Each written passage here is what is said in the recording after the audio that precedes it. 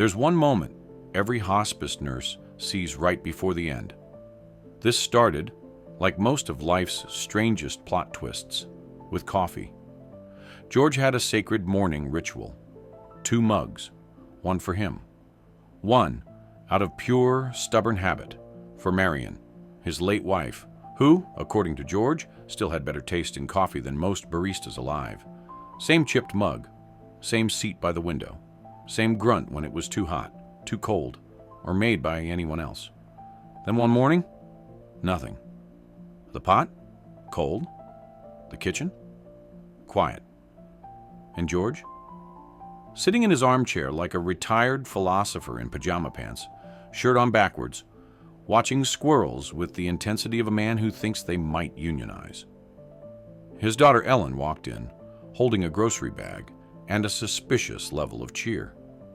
"Dad, did you eat?" He blinked, slow and blank. "Wasn't hungry." Now, if you've ever met George, you know this man once ate half a Thanksgiving turkey before the grace even started. He's the kind of guy who takes a cookie while saying he's not hungry. So when he says wasn't hungry, that's like hearing a dog say it's not into chasing squirrels anymore. Something is off. That's the thing about aging. The warning signs, they don't arrive with brass bands or flashing neon. Sometimes they show up wearing fuzzy slippers, quietly skipping breakfast. The first subtle shift most people miss. A quiet, persistent loss of appetite. And no, we're not talking about a single bad meatloaf night. This isn't a culinary protest. This is the body slowly closing down shop like a mall in the 2000s. Systems start powering off. Digestion says, yeah, I think I'm done here. Hunger signals stop showing up to work entirely. It's not a diet. It's not a choice. It's biology on low power mode. You're not fueling up anymore. You're conserving. Just coasting. First, they skip breakfast. Then lunch turns into just toast. Next thing you know, the one food they've protected, like it was smuggled gold, Grandma's apple pie, is sitting untouched in the fridge like a relic. And when George passes on pie, that's not just odd. That's headline worthy. Even the good stuff doesn't hit right anymore. Lasagna feels like a burden. The idea of chewing, exhausting.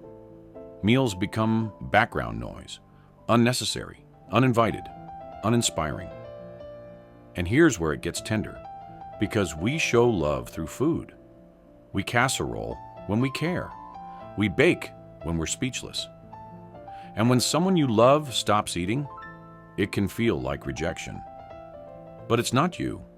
It's just their body gently exiting stage left. They're not refusing love. They're just changing what feeds them. They don't want protein. They want peace. Hospice nurses, the real MVPs of life's final chapter, see it all the time. They call it terminal decline, though it sounds more like a stock market report than a quiet human truth. And no, there's no announcement. No, attention passengers, final approach now boarding. It's subtle, slow, sacred. You'll notice little things. Favorite sweaters start hanging loose. Wedding rings slip off like they're resigning from duty. Meals are for later, but later never comes. No speeches, no drama. Just quiet steps backward from the table. This is the body bowing out gracefully, not in fear, but in rhythm, like a tide easing back from the shore. Gentle, unrushed. You see it in how they stop finishing sentences, not because they forgot the words, but because maybe some things just don't need to be said anymore. You see it in how their favorite chair becomes their whole world, in how they stare a little longer at the light on the floor. Not out of confusion, out of contentment. They're not running, they're resting, not giving up, just letting go. And there's a difference. So what can you do? Don't panic. Don't pull out protein shakes and Pinterest recipes. Just pull up a chair. Offer the pie, but don't push. Let them smell the coffee, even if they don't sip it. Let the clink of your spoon be the music of the morning, even if theirs stays dry. Because when the appetite fades, your company becomes the meal. You are the comfort. You are the flavor they still crave. And if the pie stays untouched, that's okay. Just be the one who brought it. And hey, before we dive into the next sign, do us both a favor. Like this video if it made you nod. Subscribe if you've ever loved someone so much you'd make soup they didn't even ask for. And tap that little bell icon, because we've got more stories, more insights, and more soul-hugging truth coming your way.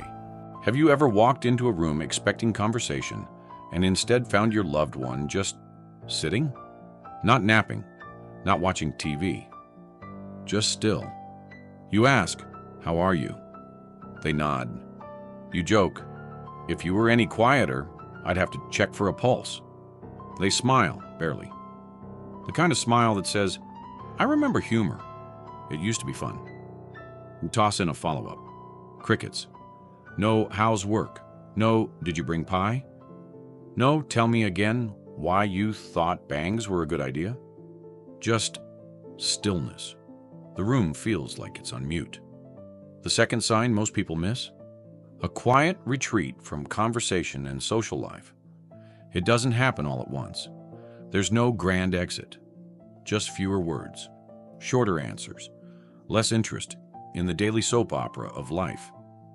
They used to be the first to argue about politics, casserole rankings, or whether that neighbor really needed another flamingo for her yard. Now, they pass the salt. They hum to themselves. They stare at the trees like they're waiting for them to say something.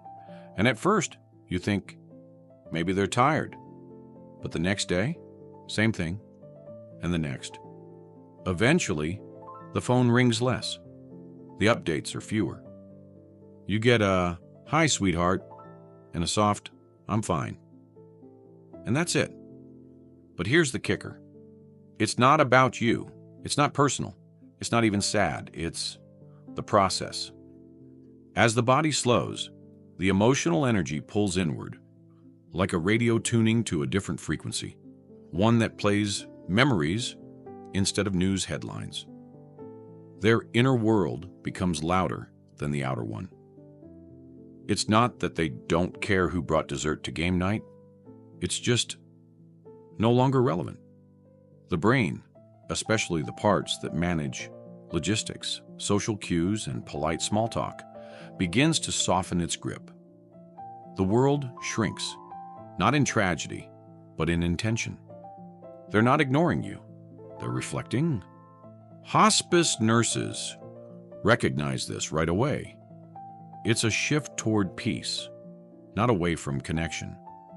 It's the emotional version of turning the volume down, drawing the curtains, and getting comfortable with their own thoughts. And those thoughts? They're big ones. Regrets, laughs, forgiveness.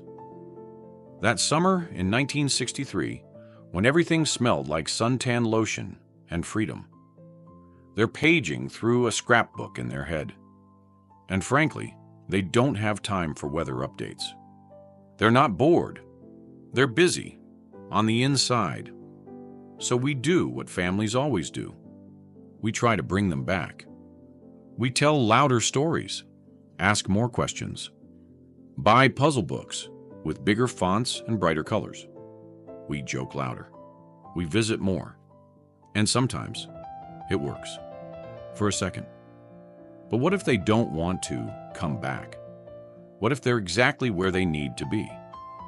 Because here's the thing, silence isn't absence. Stillness isn't withdrawal. It's depth. It's focus. It's the emotional equivalent of curling up in a blanket and watching the highlights reel of a life. What they need isn't more noise. It's presence. So sit. Don't fill the silence. Honor it. Look at old photos together. Hold their hand. Watch the same episode of that terrible sitcom you've both seen 15 times. Let them nap while you read. Because sometimes love doesn't say, "Talk to me." Sometimes love says, "I'm right here. No pressure." And if they suddenly whisper something profound, "I still think your haircut in college was a crime." Take it. Laugh. Be there for it. Because when someone starts speaking less, it often means they're listening more. To memory, to meaning, to you. And here's the thing. Listening, real listening, becomes the main event. They're not just hearing your words. They're absorbing your tone, your presence, the pauses between your sentences. They're noticing things we rush past, like how you sigh after a long day, or how your voice softens when you say, "I'm fine," but don't quite mean it.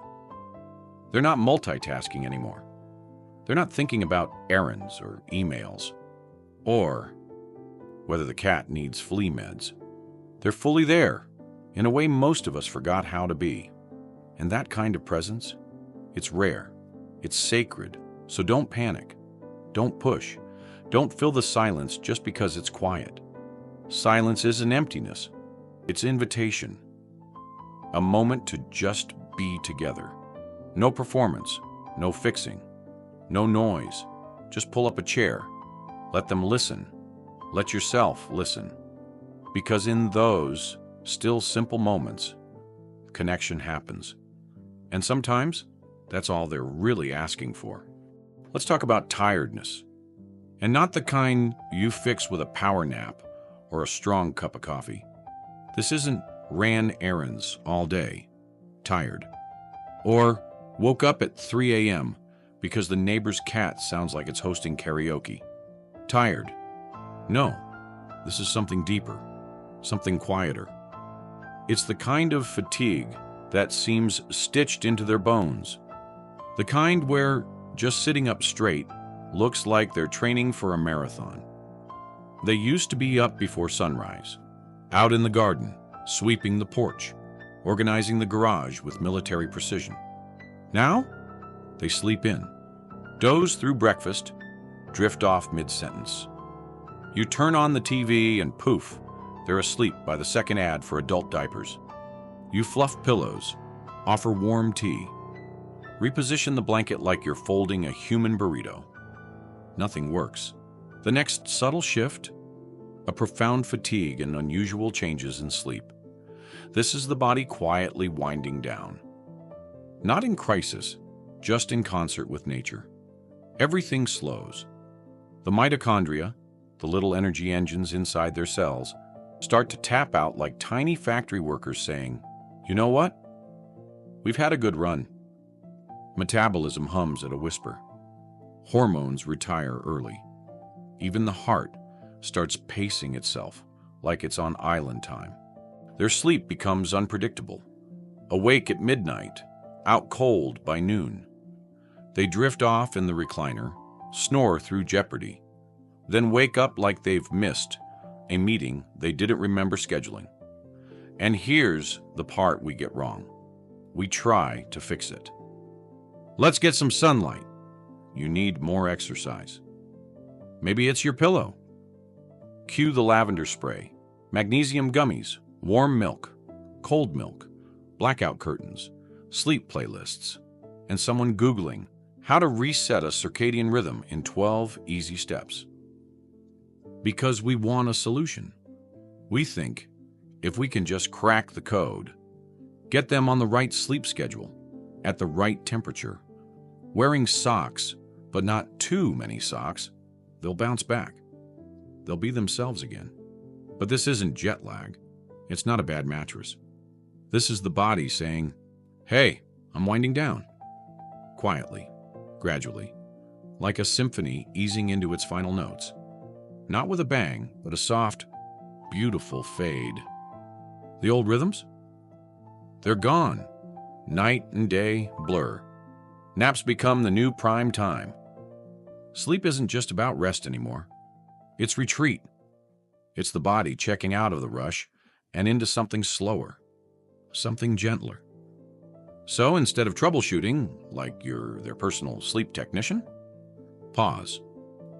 Let the recliner naps happen. Let the 3 a.m. stargazing happen. If they doze during dinner, gently hold their hand and let them sleep. If they're wide awake at sunrise, be there. Maybe with toast. Because trying to force them back into normal is like asking the moon to stay up during the day. It's just not the season for that anymore. So stop fixing. Start witnessing. Their sleep isn't broken. It's evolving. And maybe, just maybe, it's telling you more than words ever could. But this isn't a scheduling issue. It's not something 8 hours and a lavender diffuser can solve. This is the body's version of slowly dimming the lights before leaving the room. Not because it's sad, because it's ready. Hospice nurses, the ones who've walked this road 1,000 times, see it and don't flinch.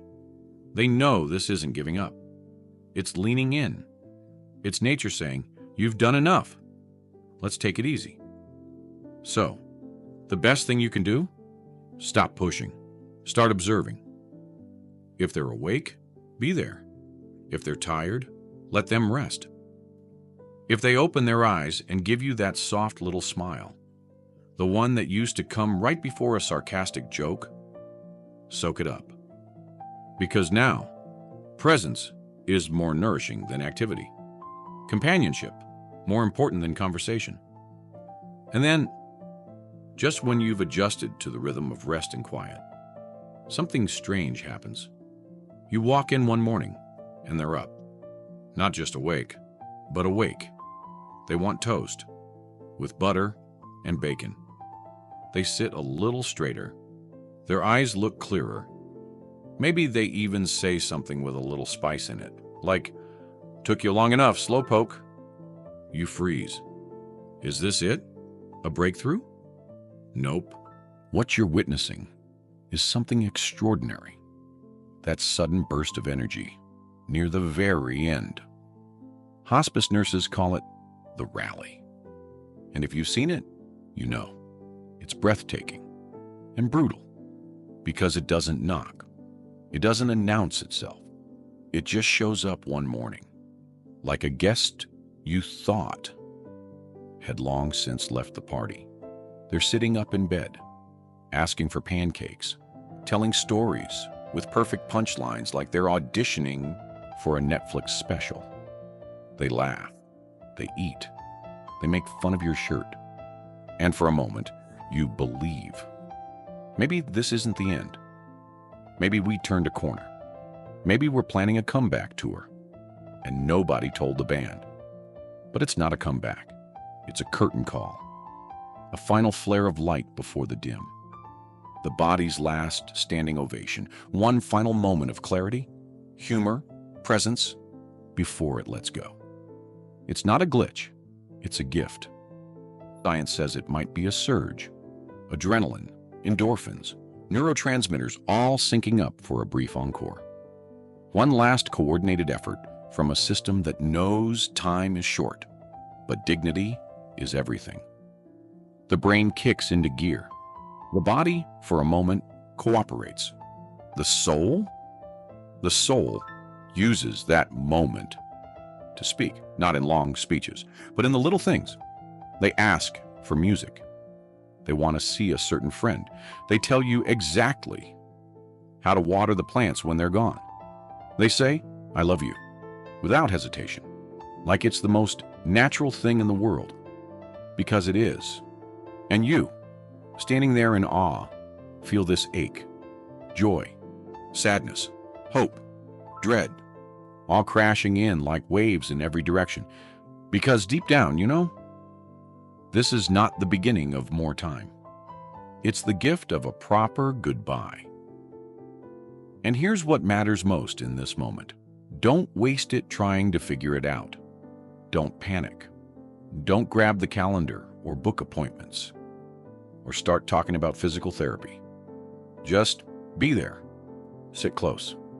Laugh with them. Make the pancakes. Play the song. Let the sunlight in and the clock go ignored for a while. Because this isn't the start of a new chapter. It's the final page, written in love, not in fear. It's their way of saying, I'm still here, just for a moment. Let's make it count. And once it passes, once they drift again, you'll know you got something rare. Not everyone does. So honor it, hold it, and remember, it wasn't a glitch. It was grace. What you may experience with them may look something like this. They ask for pie. They tell that story about sneaking into prom without tickets.